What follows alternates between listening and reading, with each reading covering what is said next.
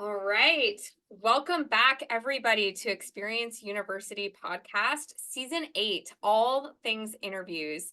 And we are also recording video this season. So we have all of our videos up on YouTube, which has been a fun experience figuring all of that out. Today, I have my dear friend, Scott Gould, who is a coach. He's a consultant, he's a speaker. I think of him as literally everything engagement, and that's the focus of our episode today is all things engagement. But what makes Scott so cool is he thinks about engagement at a universal level. So not just those activities in the events that you're thinking about. So Scott, thank you so much for being on the podcast today. Kristin, thank you very much for inviting me. Yes, I'm so excited. And if you're watching the video, Scott's in Europe and he's got this beautiful afternoon sun and perfect lighting. And it is like 6 a.m. here. And but anybody who knows me is like, Kristin got up at 6 a.m. Scott is so worth it. Let me tell you, I am so pumped. Oh, you're So very kind. I got to confess, I would struggle to wake up at that time for anyone apart from my kids. So bless you. yes, well, it's going to be we've already talked about it. It's going to be an absolutely incredible episode. So, We're going to Scott, have fun. start us off. Everybody on this podcast has a different idea of engagement. They've all got their preconceived notions in their brain, they all have their definitions. So, can you just start with the simple basics? Just define engagement so we all go through this podcast right with you with that foundation. Yeah, great. And it's a really good question. What on earth is engagement? I like to explain engagement as quite simply, engagement recognizes there's you and there's me. Imagine you've got two hands, right? And on video, you can see it. There's you and there's me. And as long as we remain separate, we're unengaged. Nothing wrong with that. There are 7 billion people in the world, 8 billion. But when you and me becomes we and your hands mesh together, and that sense of we transcends you and me, then we are engaged. And so engagement is togetherness. And disengaged or unengaged is separate. Engagement is togetherness. And the reason why we want to be together is quite simply we are better together. And that's simply why we want to engage, is because humans are a very symbiotic species. We rely on each other for pretty much everything. I cannot create the clothes I'm wearing. I can't create the food I eat and everything. And so when we are stronger and we are better. It goes a bit further because then you go, well, how are we together? And quite simply, we are together in one of three ways. Head, which is cognitively, you and I are engaged. We both understand each other. We have each other's attention. And you can think of marketing as a lot about head engagement. We then got hands engagement, which is physically being engaged in an activity. And this is often when people say engage, that's what they mean, being active in something, like a student active in doing an exercise in class. And then the final form of engagement is not head or hands, but it's heart. And that is to do with actually, I'm engaged at something in a sense of I have a bond with it and it's part of who I am. And so you can think of maybe a brand or a family member or your sports team, and you have an affiliation with them, even when you're not doing the activity. So engagement is togetherness in head, hands, and heart. I absolutely love that. I remember we've talked about this so much before during COVID and since the pandemic, when I'd be working with these clients and they would say, Kristin, let's go through the event flow. And they'd say, oh no, we need some engagement here. Let's throw in this activity or this participatory thing. And I would take your book and I would be like, the shape of engagement. And that you just like, you don't wanna hit them upside the head, you wanna, like, deliver it anonymously in their mailbox and tell them they need to read it, but I absolutely love that. Well, I think your point there is really sound, which is if you think of a student in a classroom and you're the teacher and you go, right, I really need some engagement here to get them to participate because they're not participating. But that doesn't mean that they're not listening. And I was very fortunate at the beginning of the pandemic. I got to watch a couple of videos by some really great speakers, and they were talking about the effects of the pandemic. And so it was good learning. But these were 2-hour videos, and I was riveted the whole way through. And there were no engagement activities in terms of the hands engagement, but my head was massively engaged. And I still remember things that they talked about, and I've used those concepts. So it's important to distinguish when we say engagement, what type of engagement do we mean? I think you're really right there. And just because we don't have activities Doesn't mean people aren't necessarily engaged, although activities can enrich engagement, no doubt.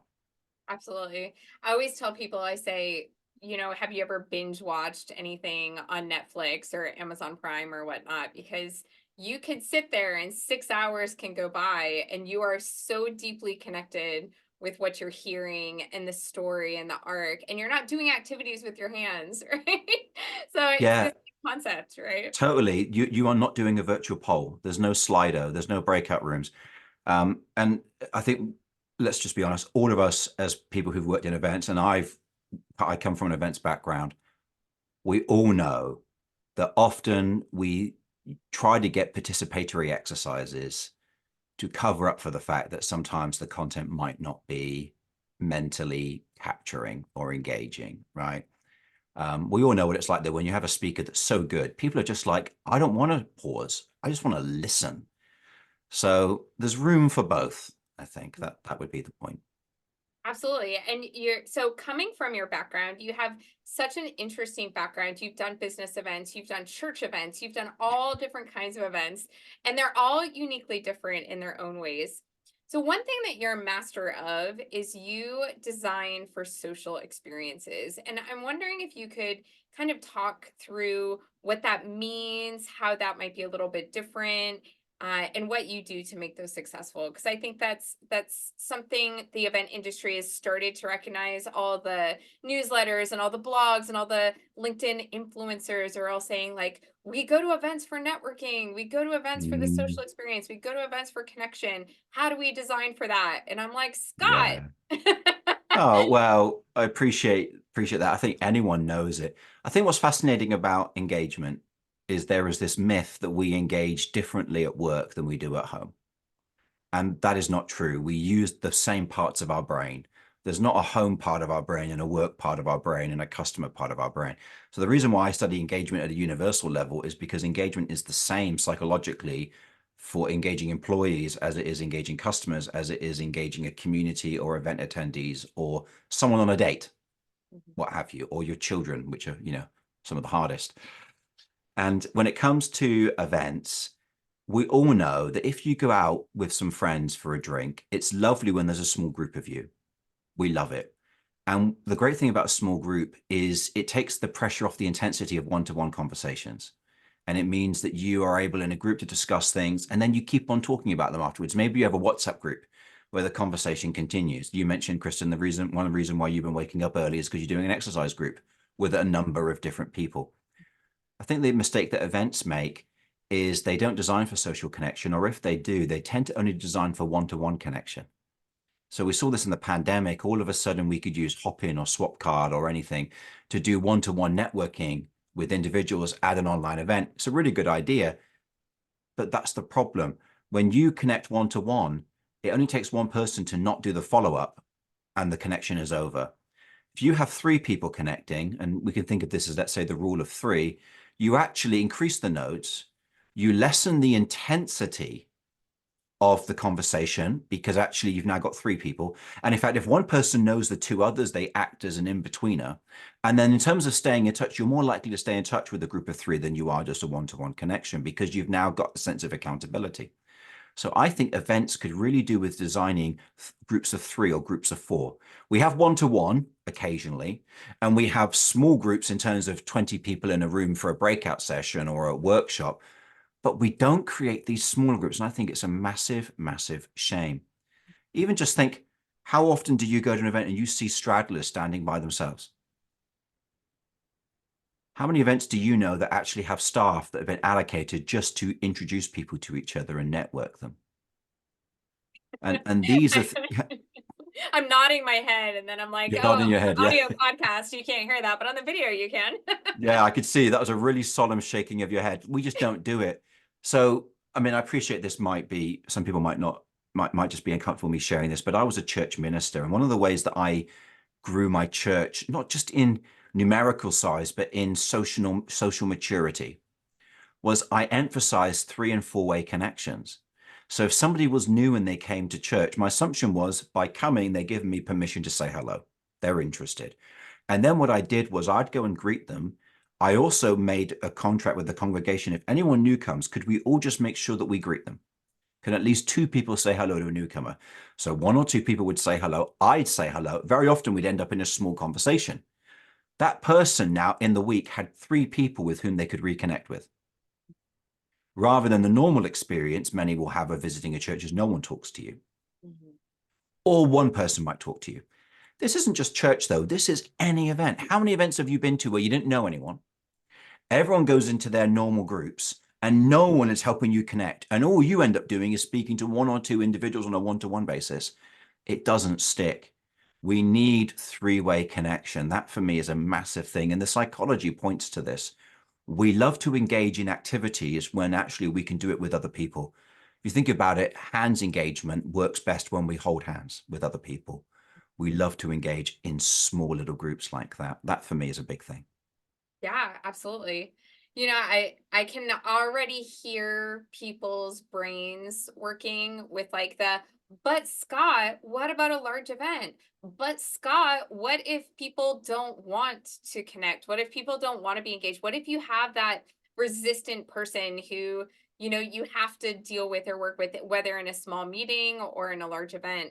They don't want to be engaged. So what would you say to those people who are sitting there with all these thoughts going on in their head right now? Yeah. To the first one about a large event, anything that's large is made up, any large community is made up of small communities.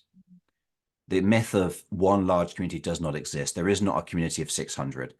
There is communities that together make up 600 and they're all crisscrossing and it's a mess. So that's the first of all, the thing is everything comes down to these small little groups. And then actually it's in small little groups that we actually have the ability to engage more effectively. So you mentioned here about resistance. I mean, first of all, actually, have you noticed that when someone's resistant, often we seek mediation? So right away, the act of a third person being something often acts as a buffer. That can help. Let's say somebody doesn't want to come and talk to you because it's a one-on-one. But if somebody went up to them and held their hand and invited them into the group, they might actually be far more likely to engage. But let's take it further. Let's say somebody is actually very resistant. Let's say we're not talking about an event now in terms of a conference. Let's say we're talking about a company event. Mm-hmm. And somebody is really resistant to some of the change that's being suggested or something like that. I think many people might know in psychology, this is known as reactance. And reactance is what happens when someone sells you something and you just don't want to even hear it. And reactance, from the kind of generally the literature seems to indicate that we have reactance or resistance to things that we perceive will take away our agency. Mm-hmm. So generally the way to engage somebody that doesn't want to engage isn't by trying harder or forcing harder.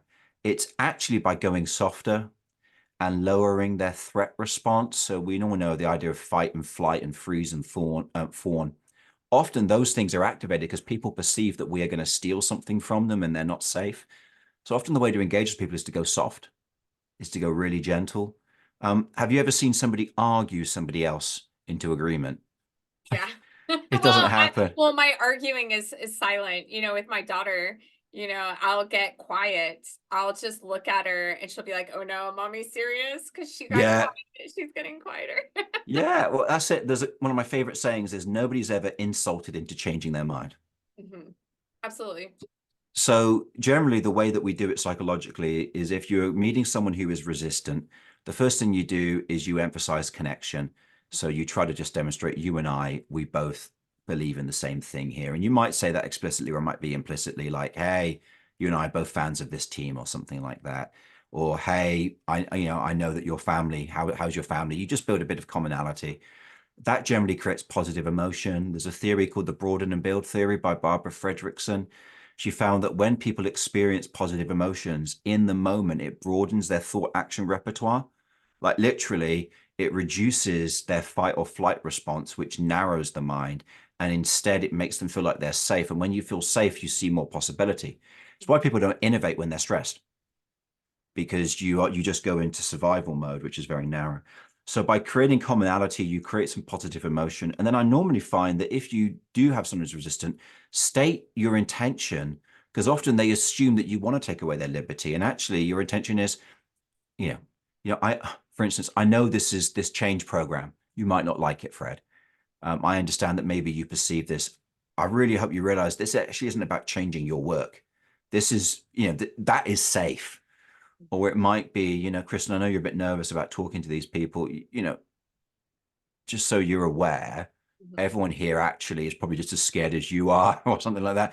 So what we do is we just show that the intention is not to harm. Yeah. And then that helps lower their threat response. I found this the other day. I was in one of my clients is a big supermarket and it was in one of their depots. And I met a manager who's quite resistant to some of the changes they want to put into place. And so what I did was I just spent 5 minutes. This is the first time I met them. I just spent 5 minutes hearing about their work. They showed me around their workspace. And where I could, I identified. I said, oh, I've worked with a forklift truck manufacturer that did some similar stuff to what you're doing in the depot here. And then he used a word, and I noticed the word, and I said, oh, that's a cool word. Doesn't that come from that TV show? And it's like, yeah, it does. And I just built commonality. I said, oh, what do you think about these changes? My understanding is they're not really about change. Actually, it's just, and he was like, well, maybe it is. And I was just able over that conversation just to lower that threat response. And then we were able to have a better conversation. Yeah. Oh my gosh, no, that's so good. That's so good. I'm at lean in on the video. I'm like, just listen. I'm like, don't stop talking. But also it's a podcast and I should be a more responsible host of like speeding us along. But I'm so into everything that you're saying. So one of our guests last week, and we're recording this, you haven't been able to listen to that podcast episode, but our guest last week was head of community. And that's Mm. one thing that we're doing a lot. The conversations we're talking a lot about in events right now is, do we have a director of networking? What are the ROI metrics on networking? If events are to bring connection and people together, how do you measure that? How do you justify those costs, et cetera, et cetera? And I had some pretty strong opinions on this coming from the perspective of someone who has a strong community that I have not brought together or monetized, but I do have strong followership. And someone kind of put me on my place and was like, well, how do you know that you have a strong community if you haven't brought them together? And I talked about this a little bit on last week's podcast, but I just said, I'll show you. I know I have a strong community. So I started a Facebook group, Facebook, right? A little outdated at that point, but I started a Facebook group and I just sent like 20 or 30 messages out and I said, hey, I started this Facebook group. Feel free to add it or add your friends, just to 20 or 30 people. And within 3 days, it's at like 105 or 110. I posted 2 questions. The very first question, within 24 hours, I had 68 responses on it. I Jeez. Yeah, I was like, and the question was like, how do I best market to you to sell your product? And they all just laid it out for me. They were like, this is how you market to me. And the second one was like, cool, now pretend it's not a product, right? Or don't pretend, right? But it's not a product because a lot of your last answers were products. How do I sell information to you? And within 24 hours, I had over 50 comments already. That's And really so impressive. I know communities, right? Like Yeah. I'm so there. But event professionals, in my personal opinion, Kristin Malek's personal opinion, we're asking kind of the wrong questions because we're trying to treat events as a one-off and we're trying to measure the ROI of the one-off. And so I had Chris on the podcast last week talking about your event really builds you into a larger community, a year-long community, a lifetime community, and you measure your metrics on that. What are your thoughts on that in terms of engagement? Like, what are your thoughts in terms of um, engagement with an event, a one-off versus, a Yeah. larger lifetime, right? Yeah, this isn't a new conversation, and Mhm. people have been, thinking about this for a long time. I think one of the issues is when you come at it from an event manager perspective, you think an event perspective. When you come at it from a community manager perspective, you think about events as tools for community. So part of it is just which way around are you coming? Which way, if you're a publisher and you look at this, immediately a publisher thinks about content. I have a friend who runs a community and he's a publisher, and it's just so heavy about content because that's his mindset. And there's nothing wrong with that. So first of all, it's just recognizing, look, how you come at this will be based on your background. And I think that's okay. Maybe there's just a chance for us to learn some new skills here. And you can see here, even now I'm using that reactance trick, right? I'm lowering the threat response. I would suggest that events are best seen as stepping stones along a path or stairs on a staircase. And asking what's the ROI of that single stair on a staircase is a bit of an erroneous question. Really, it's what's the ROI of the staircase? And the staircase doesn't really work without that stair, so it's important, but also that stair only exists because of the wider staircase. When you think of events as one-offs, you go 2/3 of the way through engagement. You engage the head because you needed to mark it to get them there. You engage the hands because they're there, but you don't engage the heart in terms of an ongoing relationship. And it's just a waste. And then a year goes by and you've got to invite everybody back again. So you've got to engage the head again. It would have been so much easier if you'd been engaging the heart during that time. And now you were ready to engage the head again to invite them to the event in order to engage the hands to have them at the event. So I think one of the first things to do is just to see that any event is part of a stepping stone. It's part of a journey. Sometimes an event stands out as being a moment, but very often they're just all part of your journey. That means that you then need to start thinking about, okay, so where am I taking them from and to? What would come afterwards? One simple way is literally after an event, if you've been having those little three-way connections, how do you help those keep going? Could you have a thing where where you just literally measure at the event? We asked you to connect in three-way groups. We asked you to make a note of it. After the event, have you stayed in touch with those people? And in fact, that could even be a point of value. Literally, then your marketing could be at our event of people that report it, 70% stay in touch with people after the event. This is now a figure that you can talk about, but no one measures that because it just takes a bit of time to do it, doesn't it? Another would be noticing how many people post about your content in a way that tags others. That would be another one. Just measuring how many posts are individual and how many are tagged, as in how many have multiple tags. Again, you're now noticing the networking effect as opposed to just the content effect or the one-to-one interaction. One very powerful way to do this is to think about asking people to become involved in volunteering in some way. That often demonstrates that they had a really good time and they'd like to come back. Another one can be literally asking, would you like to invite a friend? And asking people and just measuring how many people who register have been invited by a friend. So there's some really simple things here that you can do that I think we just don't do because it takes a bit of work and we're not used to it. Yeah, no, I would completely agree. Wow, so good. So good. You and Chris's episode together, they're just so beautiful together. And I think they're going to be top hits on this season for sure. Let me add one.